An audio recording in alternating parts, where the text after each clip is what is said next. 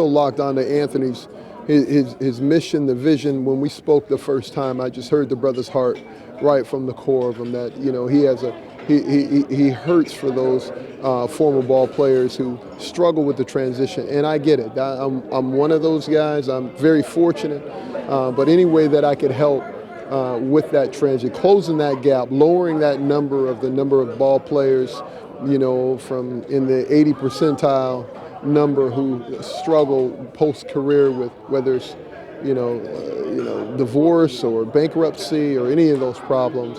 And so because of that, I didn't mind flying halfway across or actually across the entire country in one day to be able to get here.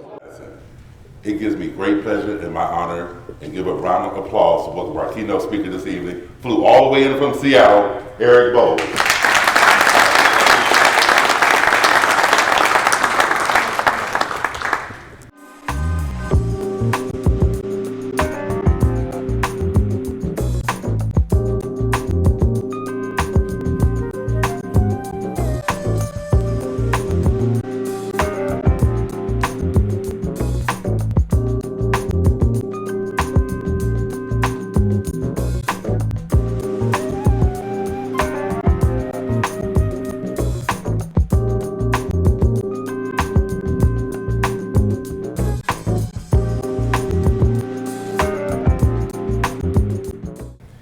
But I was cleaning these buildings at night. I'm making like $4.50, $5 an hour. They were paying. Now I remember sweeping these floors. Remember, I got a college degree. It was just a year or so earlier. I was actually in the league. And I remember sweeping the floor. And it's in the middle of the night, this dude's working there.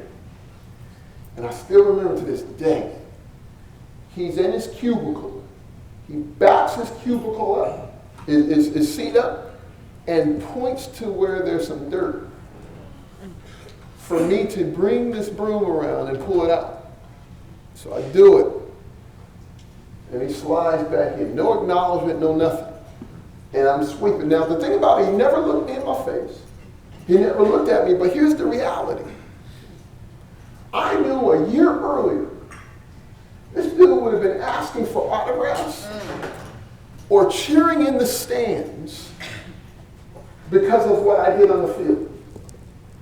And now, I am cleaning floors, and I'm just another person he doesn't even consider significant enough to say thank you or say, excuse me, can you get this for me? Now, the reason I'm bringing this up is, again, remember what we're talking about. This isn't a logical problem. It's an emotional one. So in that moment, I'm sitting there and I'm like, Lord have mercy. And sometimes to get off there, I had to call on him. Because either I was wanting to do something to do, or more importantly, I'm like, how did I end up here? That is a question that every single athlete goes through.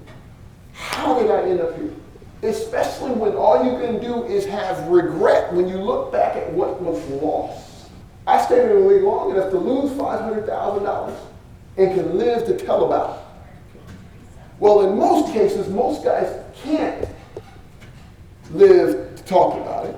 And the reason they can't talk about it is because they really have never thought of, do I have a skill at all? Is there anything that I have that can transfer from what I'm doing now to what I'm going to do after I'm done?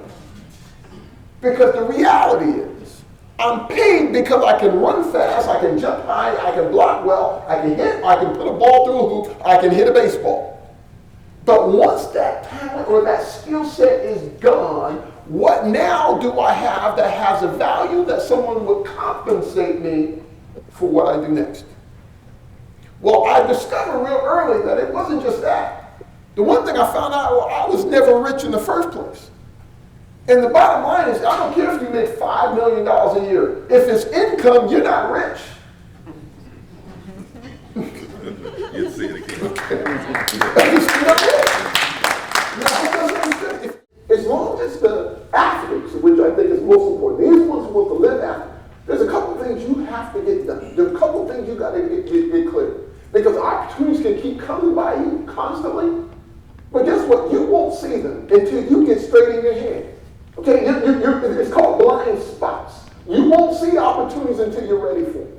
And that means you got to sit down and accept the fact that the past may be the past, but the future's going to be the future. And I can't, yesterday's home runs don't win tomorrow's games.